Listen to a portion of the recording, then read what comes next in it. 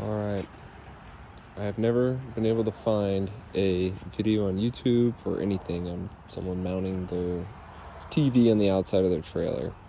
So I'm going to give it a shot, and I figured I would videotape this so that the next person doesn't have to struggle as much as I do. I talked to Grand Design, and they said, they gave me the schematics. There should be a stud right there, about a 2x2, that I'm going to try to land onto, and probably go right about here.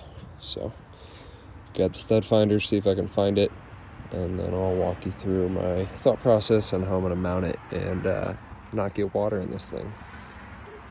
I could not get a reading on the outside, but coming in here I can see the 5 studs that they show in their schematic.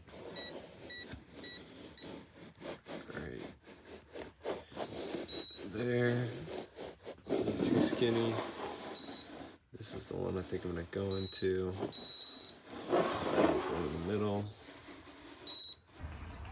Alright, I think we're ready to do this.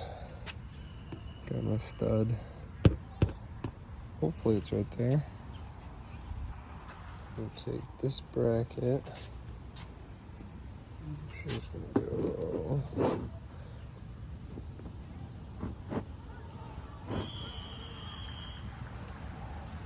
right there. 2 screws. Alright, I'm using a real small bit just to start. I made sure my depth here won't take me all the way through. Alright, got both holes drilled. You can see little wood chippings coming out of there. So I feel pretty good about this. Now I bought this whole $15 roll of joist tape just for this little piece right here.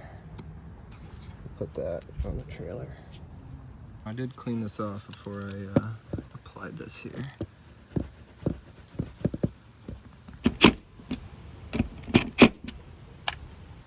Alright, got her mounted. Not going anywhere.